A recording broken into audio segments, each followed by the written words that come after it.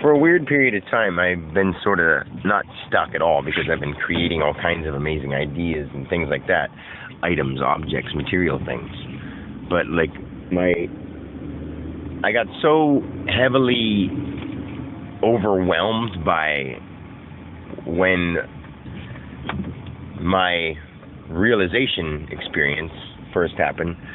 I mean, I realized I got to say it like that because this isn't my first experience, but like my realization of this actually being what it is kind of thing back in September, from then when I started having all the crazy, being torn apart and being raped by like just everybody I knew and killed by people and all the horrible things and then all the beautiful things, and like I said the horrible things because it was like I can't explain like the intenseness of it. And it wasn't just all to me. It was as if I was like a tree being chopped up and cut into pieces, or just the land, like a chemical spill reaction, like all kind of like just weird stuff that I can't really put into words, but I felt it, so like I got scared, so I wanted to get away from the spiritual side. And then I one day when I had that I think near death, it seemed like it. I felt like all my organs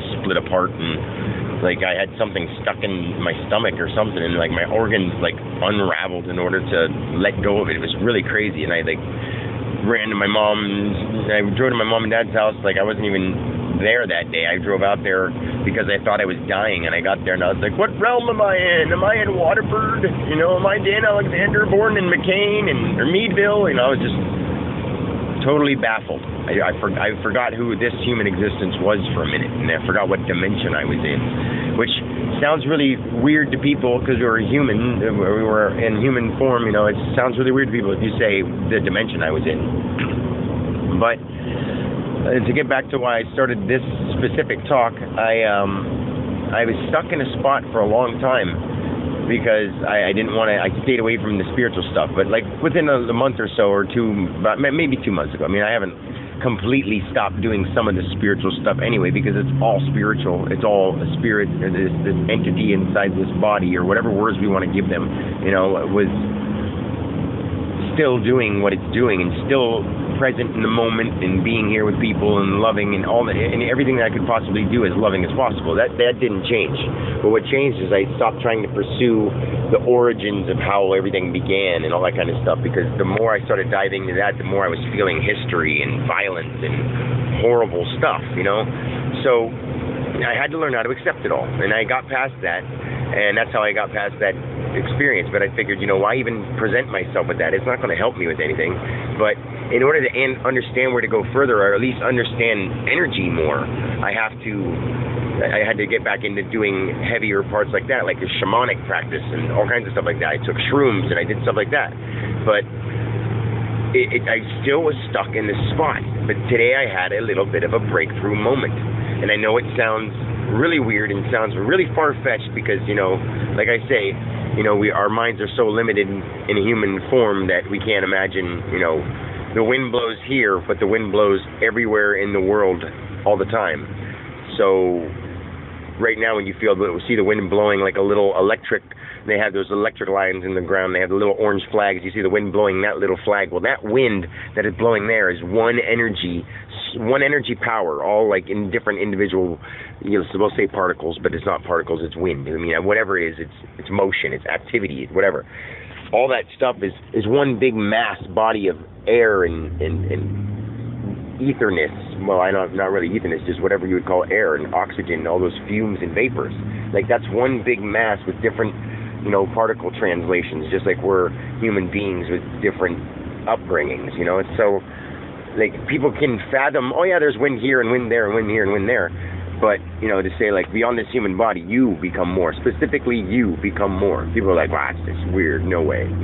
Some people. There are some people who do know that. And there are some people who know it, but don't know what. There are some people who believe so, but don't really know. And there's some people who've been there.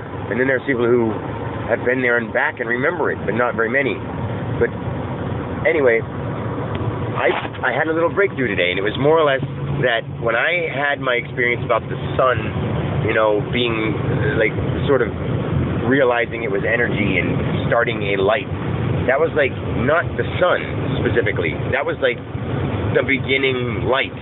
Not even, because the sun isn't the beginning. Like, who are we to think that the sun that we're witnessing is the very first thing? Like, this thing came from, like, the sun itself is, it compared to all that is and infinite, is microscopic. You know, like the sun itself is that. So the light that I felt the source of was farther than that. It was out of this universal body. It was out of this physical realm, this astral realm. It was out of this portion of it. There's all the different dimensions, and I wish I could explain them better, but in this dimensional reality, I experienced something from outside of this physical astral dimensional reality. It was something bigger, and it was trying to explain to me more. And what's weird is I'm getting messages and translations, or whatever you would want to call them, like visions, on days where I just meditate or breathe. You know, it's like it's nothing. I don't have to take hallucinogenics. So it's like this isn't something that I'm just having some kooky, crazy, drug-induced stuff. It's every day, whenever I take the time to silence myself and be who I am instead of walk around acting like the person I think I am from my upbringing and from my now experiences and my now activities that I'm partaking in. Those aren't me, and those aren't anybody. The things they're doing aren't them. The things that they think are so important to them are nothing. They're just part of a lesson, which doesn't mean to think less of them. It means to think more of them and value them for what they are. The people you know, the people you seem to think that you hate, the people that you haven't even met yet. Those people are all part of this lesson. And it's beautiful because you can choose to take part of it, or you can choose to neglect as much of it as you want to until you die a lonely, boring life. Or you can be excited about it and go out there and do everything you possibly can, and not let other people who think that this is so important tell you what to do. I'm talking all the way to religious leaders and all that stuff, but then if I say that, who am I, some little schmuck from nowhere? I mean, I'm not saying that about myself. I'm saying that from what people with, materialistic mentalities would think. He doesn't have no money, he doesn't have no whatever, how could this mean anything? Well, I could change anyone's life to show them a happy source of energy where they don't have to feel lonely and neglected anymore. Anyway, that's what I wanted to say. So, I love you. Bye.